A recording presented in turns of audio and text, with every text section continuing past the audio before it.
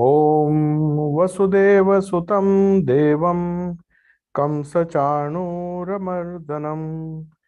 देवकी परमानन्दं कृष्णं वन्दे जगद्गुरुम्.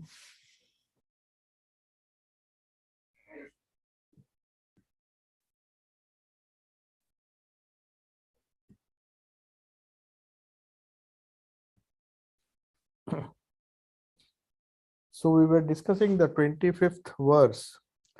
So we'll just recapitulate because it's been a long time since we last had our Gita class. There were quite a few events here in Vedanta Center. So I could not take the class, but I just checked the last class, which is an alternate Saturday class, was on Vedanta and the science of human possibilities, which is our Upanishad class. So today the Gita class was due, and but I'm sorry I could inform many of you a bit late. So anyway, we will continue. Maharshinam Briguraham, that is the verse which we were discussing. Among all the Maharshis, as we know, this chapter gives a glimpse of the glory of the Lord. The glory of the Lord in its entirety, of course, you cannot even do justice to that theme. But the Lord himself says, I am giving you a small glimpse, because that's maybe the maximum we can comprehend. But that doesn't mean that this chapter is not important, though it expresses a few salient aspects of the power of Ishvara, power and glory of Ishvara. But still, that is enough for an aspirant to remind himself. That's the main purpose.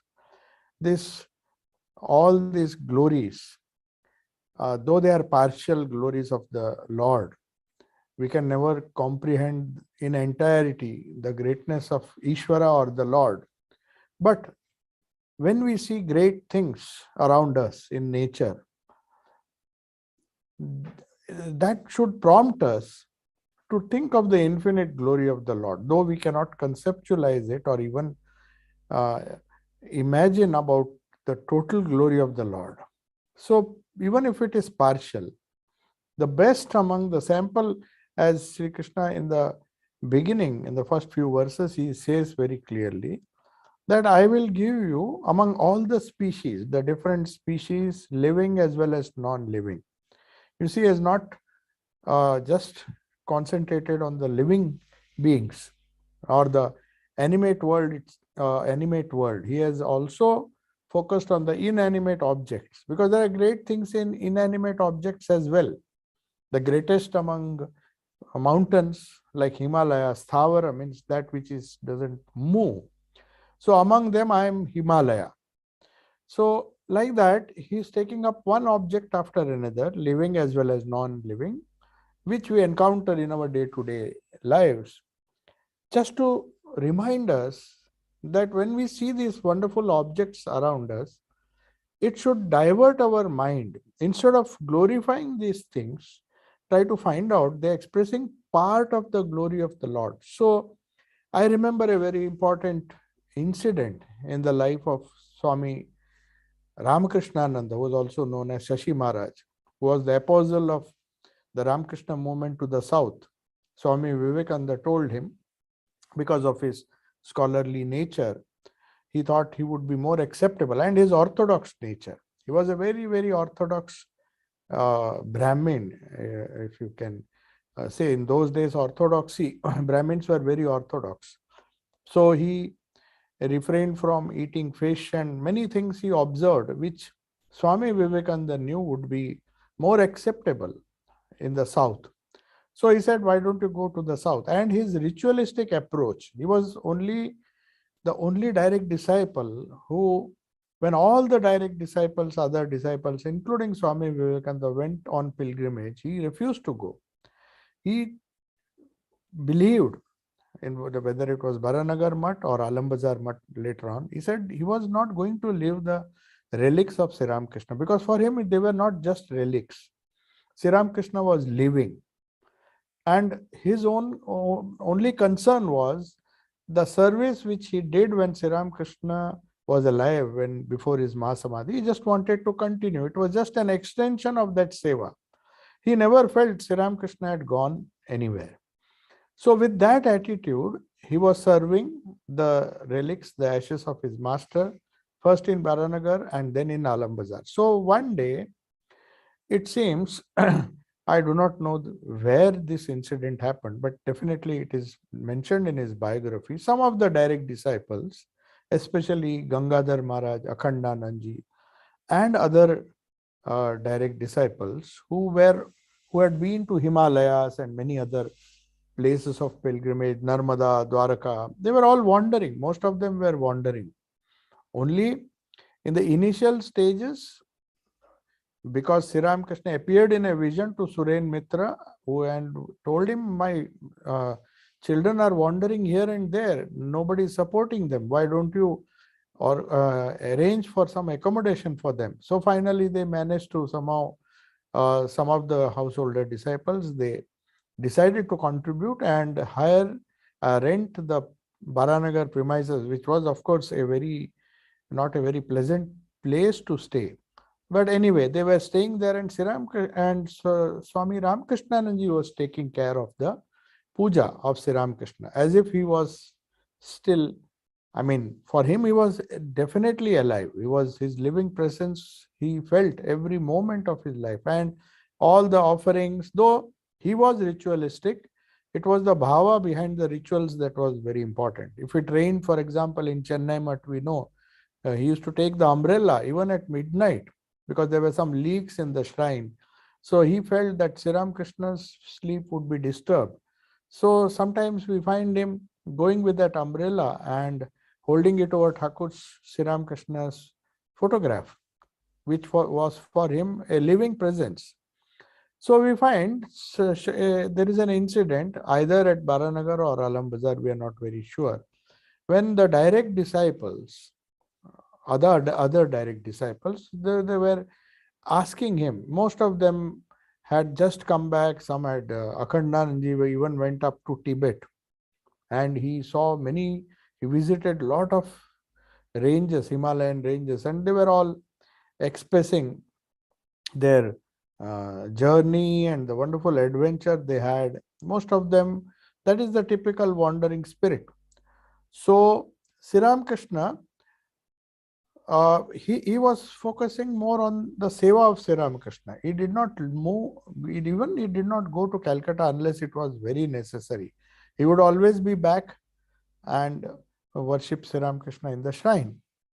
So because he felt he should always be there, and he never left Sri Krishna. Throughout his life, it was focused on this. So some of the direct disciples said, why don't you go on a pilgrimage just for a change? You have been serving Sri Krishna for a long time here, not moving, going out anywhere except for bhiksha. Whatever little time he got, he used to go beg for food and feed his Guru Bhais and offer it to Thakur and then feed it to Guru Bhais. So don't you feel that you should be going out, traveling? Why don't you just go out for a few days? So they said, they tried to explain to him the glory of the Himalayas, which is described in this 25th verse. Stavaranam Himalaya. That is how Krishna describes. Among the immovable things, if at all you get a chance, if many of you might have seen the Himalayas, if you just approach Mayavati or some place just before at the foothills of the Himalayas, suddenly when you are traveling, you come across a huge peak, snow peak.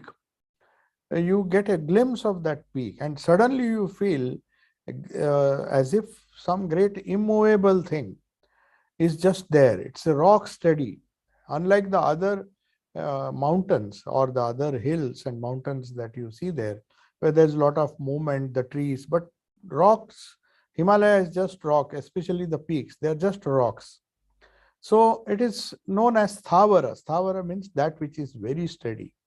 So the moment you come across them, whenever you're traveling, you will find that you encounter some kind of steadiness. You understand what sthavara is. In this changing world, we are always seeking for something which is rock steady. We always, when we refer to somebody's mind, he said, oh, his mind is rock steady. I mean, he has a steady personality. He doesn't waver. The sign of a weak mind is wavering, a very whimsical mind, a wavering mind. But a meditative mind, a mind which is engrossed in the self within, is always rock steady. So the Lord says, among all the immovable things, I am Himalaya. So he is giving a glimpse. There are many immovable things. We see smaller hills, rocks, but the grandeur which you experience when you just suddenly come across these huge Himalayan peaks is something which creates a sort of awe in the mind. You suddenly see and suddenly you are spellbound. That's the feeling everybody gets.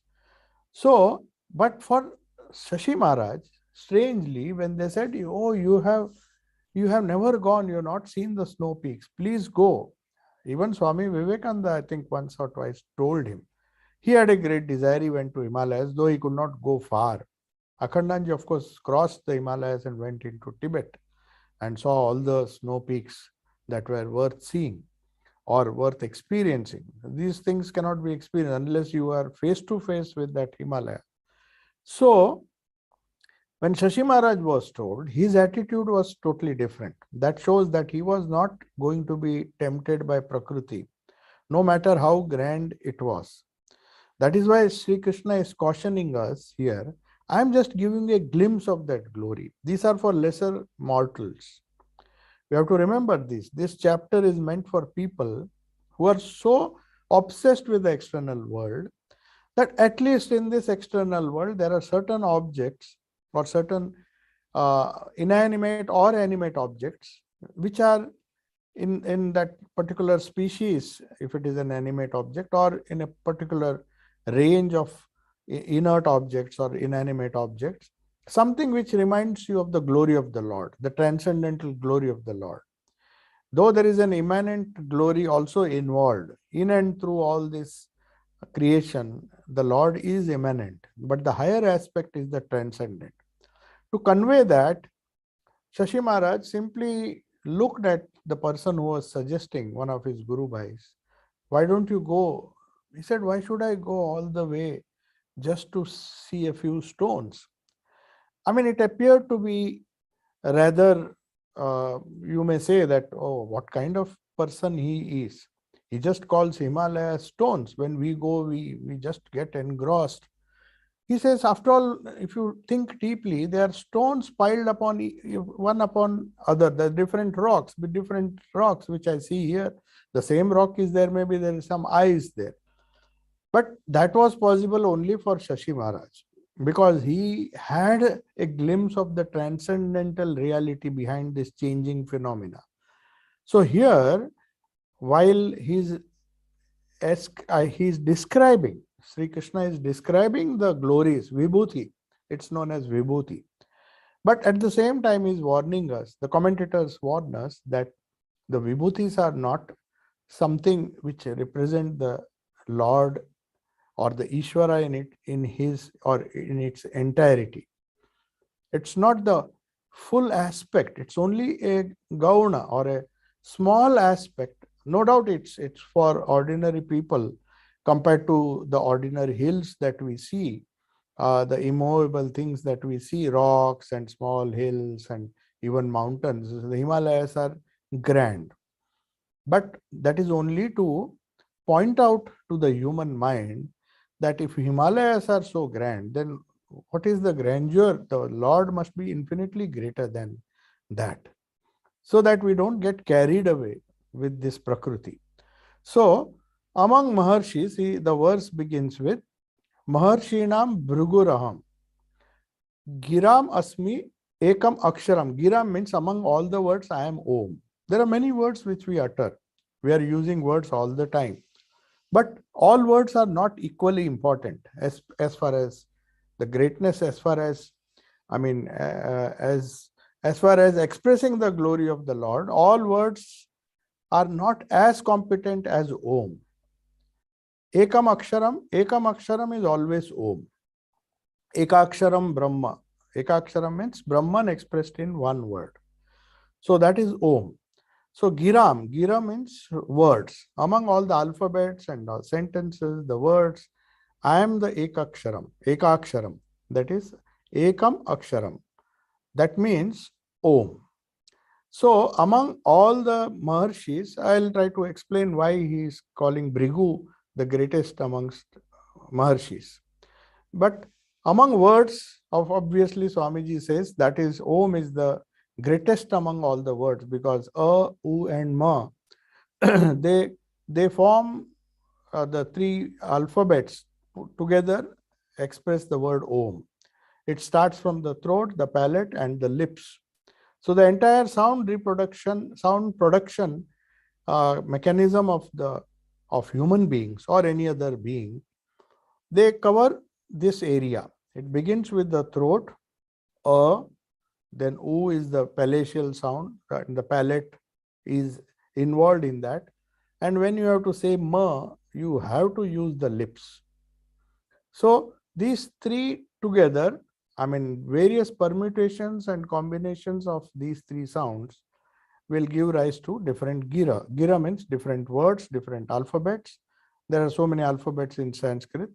Each one is pronounced in a different way. To some extent or the other, it involves these three parts of the mouth.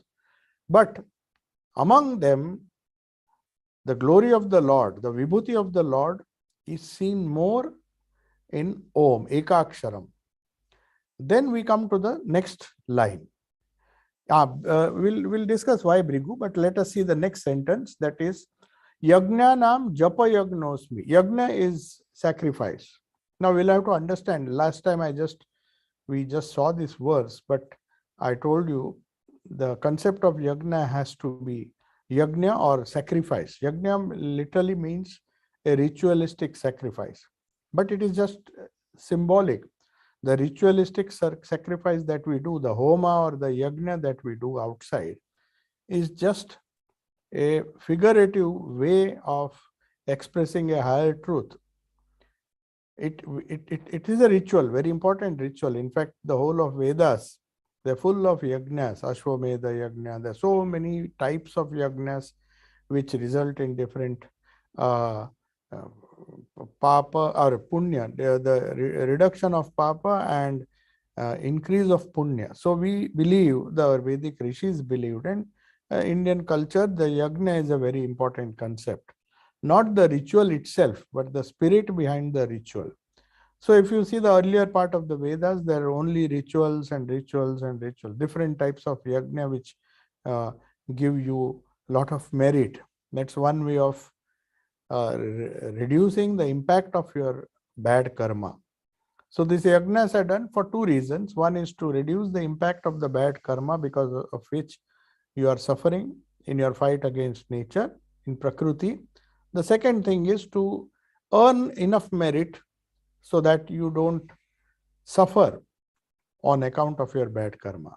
So among yagnas, various yagnas are there. Some yagnas help you to go to heaven, like Nachiketa's father was aspiring. He wanted to go to heaven, so he was doing it, but he was not doing it properly. But among all the yagnas, the Lord says, yagna is fine, but there are grades. Among yagnas, I am a particular form of yagna, which is the most superior, which is the best among yagnas, and that is japa yagna. So here the Lord himself is confirming that among all the sacrifices, you can do sacrifice, you can give gifts in charity or donate, or you can even serve people, serve the sick people. There are so many yagnas, or you can even perform some rituals which are very popular, provided they are done in the right spirit and in the right way.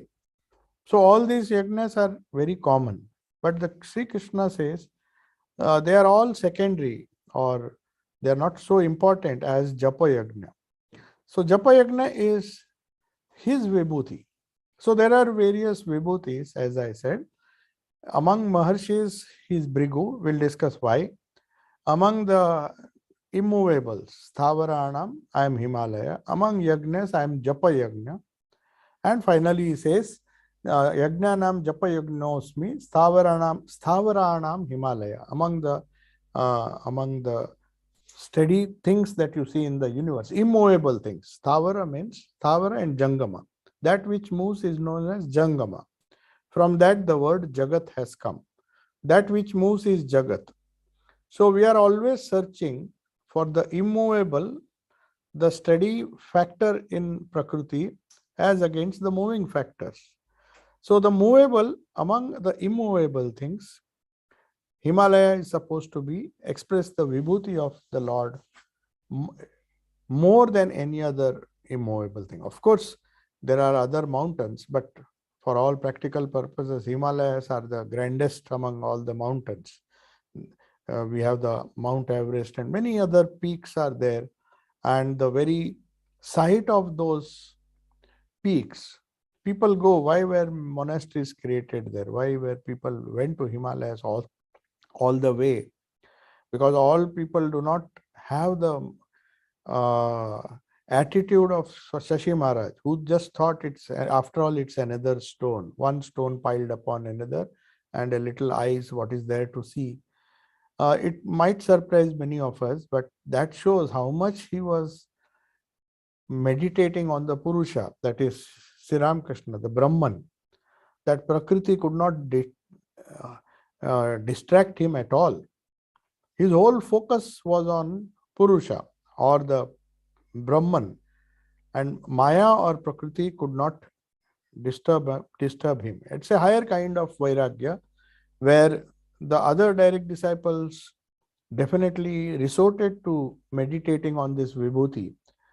No doubt every human being, everybody likes to go to the Himalayas. When you go among nature, a beautiful place, even the worst among human beings, when he goes to these places, for some time at least, no matter how bad his samskaras are, he will be definitely the inner nature, the nobler nature within him is brought out. So these places of pilgrimage, normally they are on the top of the mountains or in some beautiful places in the forest. You see, none of our, of course, now most of the tirthas are in very crowded places because human beings have moved everywhere. But originally, they were the most of these holy places were in inaccessible areas on the top of the mountains. You see, most of our places of pilgrimage. That's why some of the religions, they do not want any cable car or anything, because then it becomes a tourist spot. In fact, the Girnar forest, where you had to climb 10,000 steps, it was almost inaccessible to slightly older people. So there was the idea of ropeway. Everybody wanted tourism so that people can go. But some of the religious groups, especially the Jains, they said, no, that's the idea of tapasya will be lost. If it is accessible to anybody and everybody, then what is the glory? Nobody will understand its glory. It will be something like Simla or other resort where we go for picnicking. So they opposed it. But now, of course, I heard that they have agreed. There was so much of pressure, old people cannot climb. But they said somehow this idea behind this places of pilgrimage in such inaccessible places, the huge top of the mountain, peaks of the mountain, is to give an idea of the vibhuti of the Lord. So that is there is a greater purpose, and the whole Hindu or the Vedantic religion is based on taking a man from lower truth to higher truth. This is the essence of our religion. They never said you don't enjoy the Himalayas. Sri Krishna knew that people want some kind of people like to appreciate Prakriti, but he was very careful, and he suggested that when you meditate on the Vibhuti, which is an intermediate step, don't think of the lower things, the smaller hills. Just think of the great Himalayas. That will take you a step nearer. to the ultimate Ishvara. If then you understand, when you read this Vibhuti Yoga, the idea behind this chapter, many people think what is there, there's all these things he is telling. These are not stories, or these are not figurative examples given by Krishna just for showing his glory. It's not that, that is not the purpose, but by showing or by explaining these glories, pointing out to the best among the created beings, inanimate as well as animate, he wants to point to a higher truth which transcends these great great Prakriti, great things in Prakriti. Since our minds are influenced by Prakriti, we cannot say that we are not influenced by Prakriti. Only some people like Shashi Maharaj and maybe Thakur and others could resist the temptation, but otherwise we love to see the great things of nature. So Vibhuti Yoga, this has to be kept in mind. It's not just Sri Krishna is listing a few things, a sample about among all the wonderful creation. There are so many things. He has not covered many things, but these are the important things which we encounter every day. We encounter rishis, we encounter sound, we encounter yagnas. Every day we are doing some kind of yagna. We encounter these peaks and natural places of beauty. So while we are doing that, we should not lose sight of the ultimate goal. So, among the rishis born of the mind of Ishvara, there is a myth that says that the mind of Ishvara, the greatest minds, are the rishis. So, Bhrigu is one of the rishis. There are many rishis. There are Sapta rishis. There are many classifications of rishis. Brahma rishi, then Maharshi. Maharishi is Maharshi. Brahma rishi is supposed to be the highest. So, Bhrigu is one such rishi who is not only scholarly or not only a seer of great accomplishment, but his mind was always in the highest superconscious plane. For example, Swami Vivekananda, if you see, Sri Ramakrishna saw him among 7 rishis who were meditating, and he said among them he was one of the rishis who had transcended even the lesser gods. He was far, far above the plane of gods. So this higher superconscious plane, the mind of Ishvara, which is the cosmic mind, and all our minds are part of that. We are gross minds. Rishis are higher minds. They live in a rarefied atmosphere of the mental energy, you can say, the mental level. So Bhrigu is one such rishi whose mind resides in the highest superconscious plane. So that's why Ishvara, among the different rishis, Sri Krishna is taking the name of Bhrigu, who is the highest among the rishis. So the Lord's glory is revealed best through him. Not that it is not revealed through other rishis. Definitely it is revealed through other rishis. But Bhrigu is supposed, since he is the greatest among rishis, he says the Lord's glory. That's why he is saying among the rishis, I am Bhrigu. Om is the, as all of us know, we saw Gira is the most sacred sound symbol of Ishvara, and constant utterance, whether you do any mantra, it begins with Om. That is the speciality of this mantra shastra or the japa yagna. Constant utterance of the mantra which begins with Om. All our mantras begin with Om, in the Hindu tradition at least. This monosyllable, or even just the Om, is a sure means to reach the divine plane, divine consciousness. And it is a representative of Brahman. They call it to such an extent, so much importance is given to Om. It is known as Shabda Brahman. If there is an equivalent of Brahman as sound, so Om is considered to be the monosyllable, or the most sacred symbol of Ishvara is Om. So that is why Om is the best among all the sounds. Gira Nam Ekaksharam means one akshara. Ekakshara is a figure, or maybe it's a technical name given to. There are many ekakshara, even a is ekakshara. But here, in this context, in the Gita and the Upanishad, whenever you speak of the single monosyllable, it means Om. Though it is made of three alphabets, A, U, and Ma, but still it is known as ekakshara. And when you combine it together, the yuktakshara, the combination of this a, o, and ma, that sound, that very powerful sound, because it represents the entire sound production. So that is a vibhuti of the Lord. So holding on to Om, and of course the mantra has other parts. That repetition is known as japa. So immediately after saying Om is the greatest among the gira means the spoken sound symbol.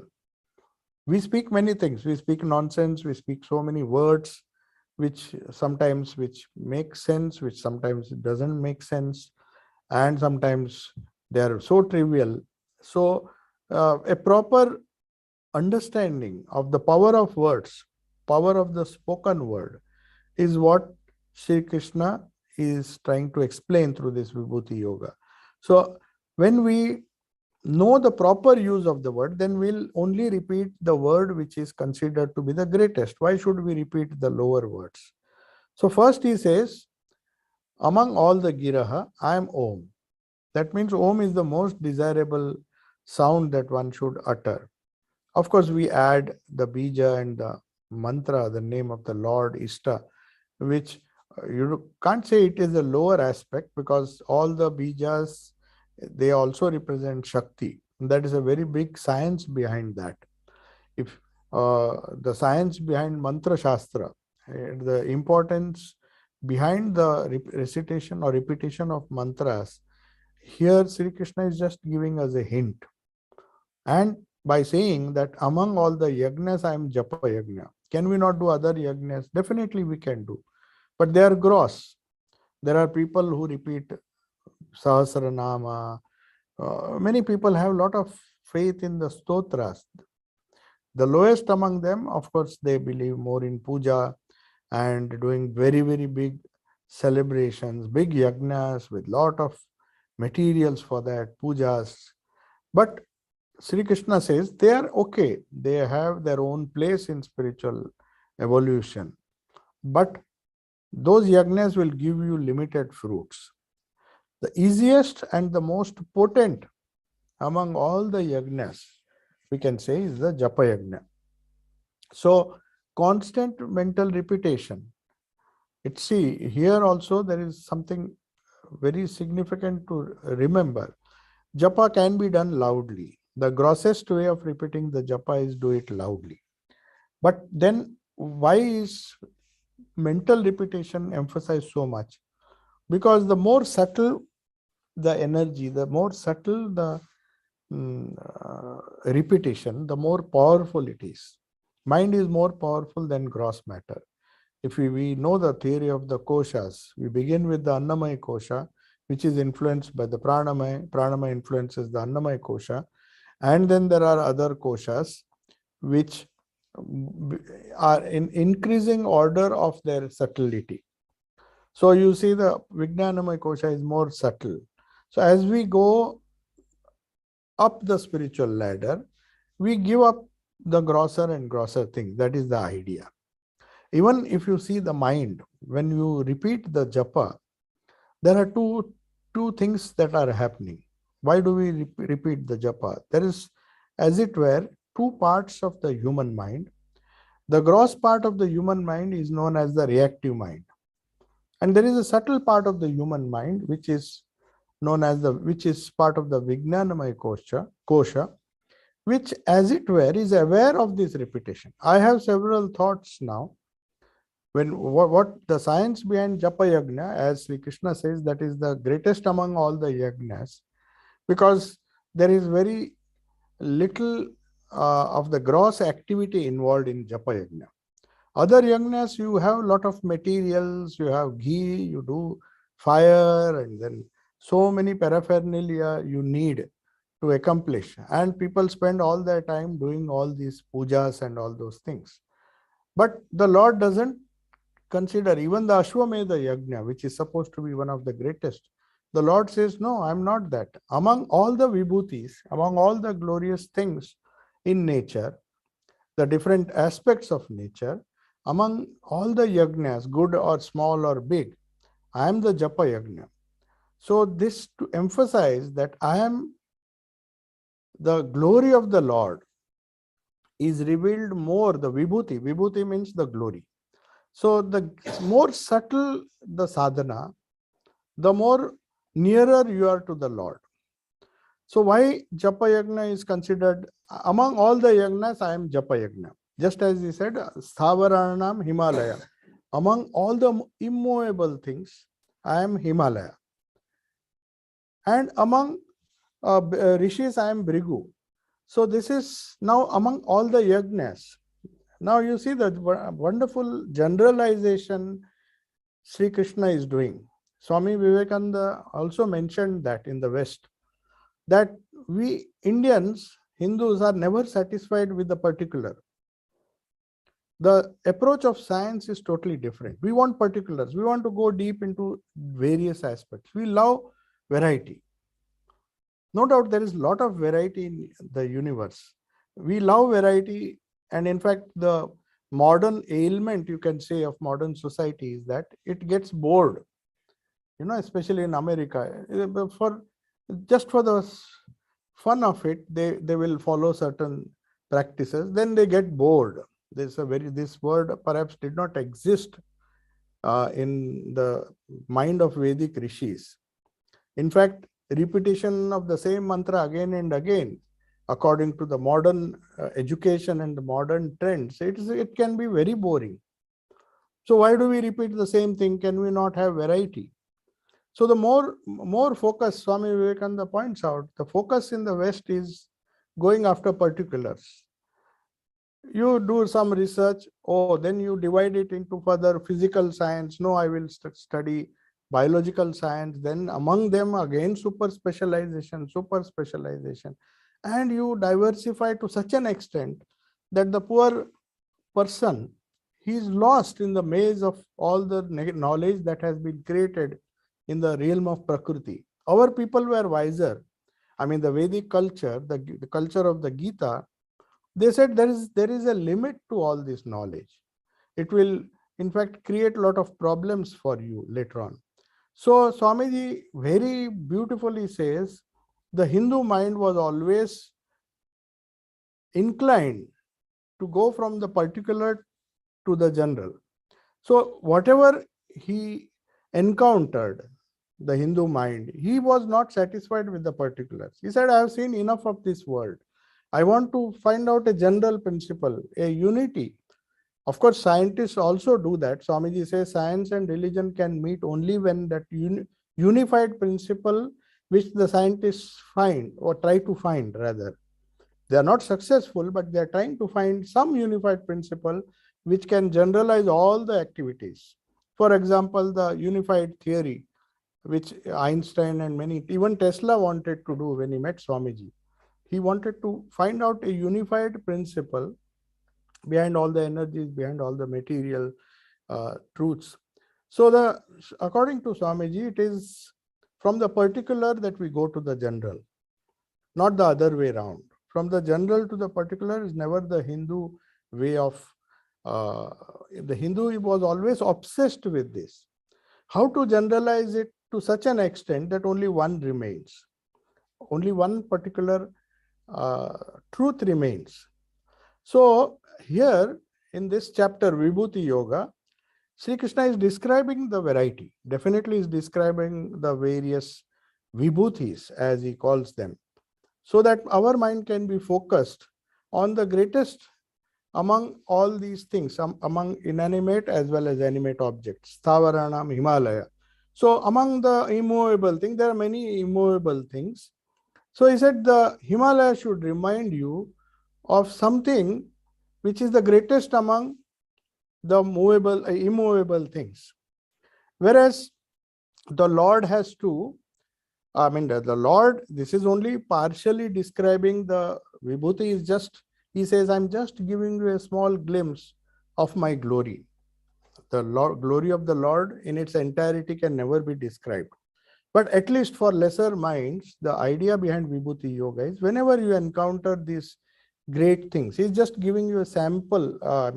He's just discussing some of the things in and around us which we encounter on a daily basis, the immovable things, the other things, giranam ekam aksharam, that is om. There's so many sounds involved. So when you focus on these great vibhutis, as Sri Krishna calls them, which is not his which cannot describe the Lord entirely, but at least it will point out to some transcendental reality behind this prakriti. That's the goal. So among all the yagnas, now you see the generalization according to Swamiji's principle. In Hindu mind was never happy, though they did all the yagnas and all this. Among the most potent of all the yagnas is the japa yagna. So yagna nam japa yagnosmi. So you see, even in the Lord, while explaining, because not only because it is the constant mental repetition of the Lord's name is the japa yagna. So there's a lot of mental activity involved. So the gross actions, the gross yagnas, the more gross it is, the farther away you are from the Lord. So the evolution is always towards the subtle.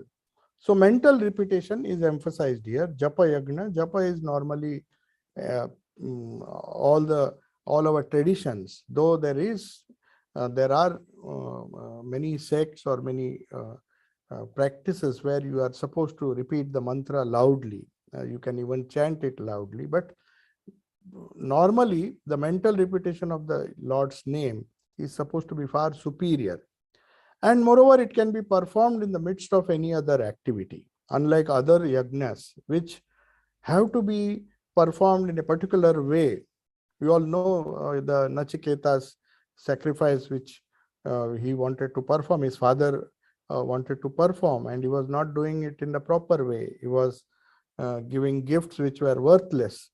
So Nachiketa was saying, this is not the right thing that you are doing. If you want to do it perfectly. So all these external yagnas, Sri Krishna says, among all of them, the japa yagna is the greatest. So this is how, through generalization, the principle of generalization, where we go from particulars which have a tendency to disperse the mind. You see, the essence of all the scriptures, the Hindu thought, is to see how the mind can be which is entrenched or maybe in this prakriti, to help it to focus on the Purusha or the transcendent reality. So the Lord is present everywhere. He is the immanent God we worship through all this prakriti that we see around us. So he's slowly saying that do that sadhana among all the yagnas. Other yagnas can help you to a certain extent to fulfill certain desires, to fulfill lesser goals. But if you want the highest goal to be achieved, you do japa yagna. So now we come to the Stavaranam Himalaya. In the vegetable kingdom, if you see, it is the vegetable kingdom itself is classified as the unmoving beings, compared to the great Sufi mystic who said, I don't know what exact the Sufi who first said that. He says consciousness, that's typical of Vedanta, that it's not just the animate of things. The inanimate also have some kind of consciousness. The Sufi mystic says that consciousness is static in the stones, that is sthavara, in the sthavara, the immovable things, but it is still there. The consciousness is quivering in the plants, that is a slightly higher manifestation of that vegetable kingdom, which they are practically, for all practical purposes, they are steady. The trees do not move much, except there is some movement, growth and other things, but still. So the Sufi, so beautifully, that Sufi mystic says, He sees consciousness everywhere, but he says it is static in the stone, but it is still there. It is quivering in the, it is in the form of a quiver in the plants and the vegetable kingdom. And in animals, it is totally dynamic. So the various manifestations of consciousness, here Sri Krishna is trying to explain that the glory of the Lord can be seen in the inanimate as well as the animate world. So vegetable kingdom, if you see, they are no doubt, they are compared to the animals and the other human beings, they are not, they do not have that much of movement. They have stationary lives, growing and thriving in the same place. But if you take the hills and mountains, so they are more stationary than these things. Therefore, they are the vegetable kingdom, and to some extent the sthavara though technically speaking, even the vegetable kingdom or the that is also comes under the stationary jagat, or that which jangama, sthavara and jangama is that which moves. So we normally classify the animal kingdom as that which moves, but it has this, the stationary Himalayas, and among the mountains, among the stationary things, the greatest is the Himalaya. It strikes a person with awe. As I said, when you go to the Himalayas, suddenly you see smaller mountains where there's a lot of movement, the trees are moving, some kind of movement, but suddenly you behold the Himalayas. Suddenly when you go there, you find the rocks, steady rocks. You get a feeling. Everybody who goes to the Himalayas, he just encounters this, the greatest among wonders, among the, you just feel the immovability of that experience or the vision that you have when you suddenly behold the massive peaks. Unless you go to the Himalayas, you will not understand why did people go and meditate there. So among all the immovable things, there are many immovable things which the vegetable kingdom as well as the inanimate things, but among them I am the Himalayas. There are of course other peaks, but Sri Krishna is saying among all the immovable things, I am the Himalayas. So that gives us the glory of the Lord among steady, the best among all the species, animate or inanimate, among all the, he is just giving a sample. This whole of Vibhuti Yoga, if you see. Now we'll come to the 26th verse. We'll see. We have a few minutes. Let me see if I can cover this verse. Ashwatha sarva vrikshanam. So the idea, as I said right from the beginning, he says, my glory is incomprehensible. The total glory, it cannot, the human mind is incapable of understanding, but I'm giving you just a sample so that you can use it for meditation. So when we ponder over these wonderful things, when we think deeply, when we try to meditate, we meditate on the glories of the Lord. That is the only purpose it serves, not that it is the ultimate, but they help us. If we take the best among all these different categories, which Sri Krishna is trying to explain through all this Vibhuti Yoga, then he says, Ashwatha sarva vrikshanam. Now he comes to trees. One of the sthavara was the Himalayas, which he said, among all the immovable things, I am Himalayas. But here is something immovable, though it belongs to the vegetable kingdom. Ashwatha sarva vrikshanam devarshinam cha narada gandharvanam chitraratah siddhanam kapilo muni.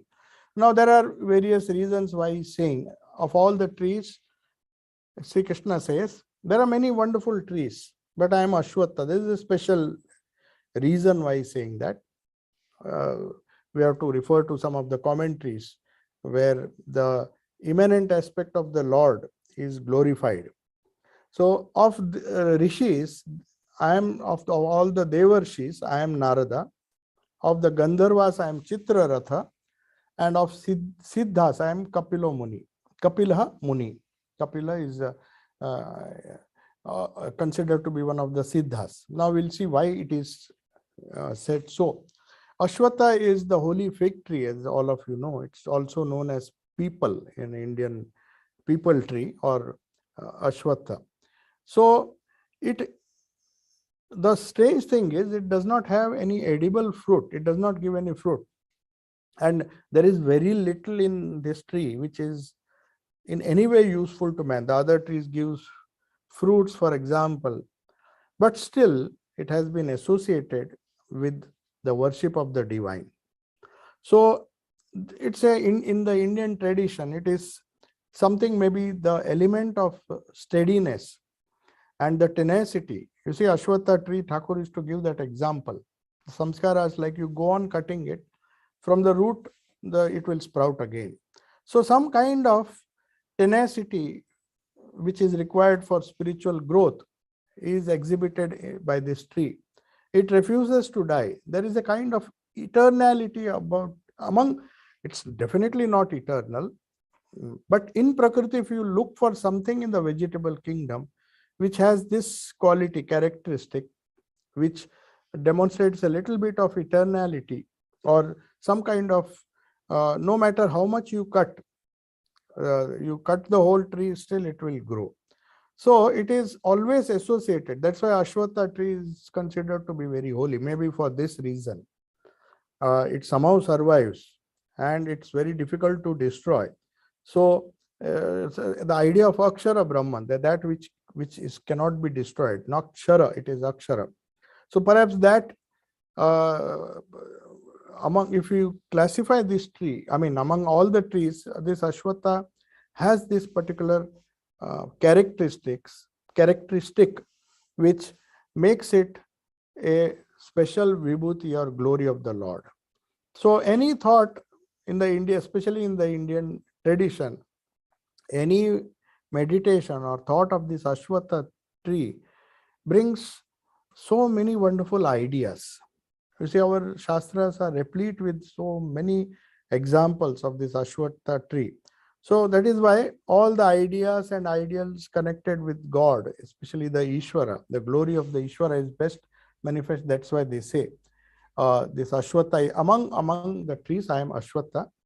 And the spiritually enlightened rishis, Devarshis, not only from among men, Devarshi is among devas also. Of course, so Swami Vivekananda, when Sri Ramakrishna was describing the vision he had, he says that he went to a plane which was far above the devas. Not only human beings, devas are supposed to be noble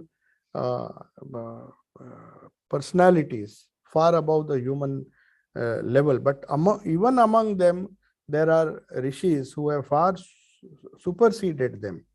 So Naren was one of them. When he saw they were all meditating, and he says, my mind ascended to a plane which was far, far above that of the devas. So not only from among men, but even among the devas, rishis have sprung up. So among all these rishis, Narada, according to the Indian myth, is supposed to be the foremost, because he is always shown as one who always sings the glory of the Lord wherever he goes. He is like a minstrel. He has nothing else to do but constantly sing the glory of the Lord. So that is why Sri Krishna says that coming in contact with such a noble rishi, Devarshi, will induce you to worship God. It's as good as contacting God himself. So we have 4 more minutes. If there are some questions you can ask, I'll not discuss about the Gandharvas. It will take time. So let us see if there are some questions you can just ask. Yeah, we have 4 minutes. One short question.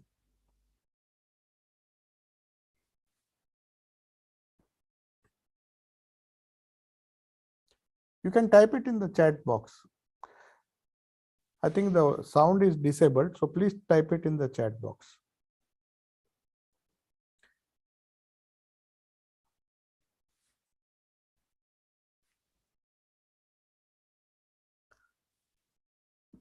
I'm sorry I could not inform you earlier. Many of you were wondering, because last time we had gone outside, so I could not take the Gita class. So there was a lot of confusion whether, but next time, next week, we will be having the class on the Upanishads, which is Vedanta and the Science of Human Possibilities. Then hopefully from now onwards, the alternate class, unless I announce that if I have some other meeting or something else, we will cancel, but this alternate class will continue. So shall I take leave? I don't see any questions coming up, or at least Maharaj? Swati Maharaj? Thank you very much, Maharaj. Yeah. Shall we conclude? Yes, Maharaj. Okay. So all of you are keeping well? Yeah, doing well, Maharaj. Excellent. Okay. Thank you. Yours, the fourth, there is a your foundation day. Fourth foundation and convocation day, correct. Convocation. Foundation is Oh, basically. yes, I saw that the General Secretary Maharaj and all will be there. Very nice, very nice. So maybe all of you are busy with that. No, nothing as such. It's just a 1 hour program. Oh, just 1 hour. It's Yeah, online or 1 or 2 hours online and offline both. okay, okay. Okay, so I'll take your leave. Yes, Maharaj. Pranam, Maharaj. Namaste Maharaj. Namaste Namaste. Maharaj. Om Shanti Shanti Shanti. Harihi Om Tat Sat Shri Ram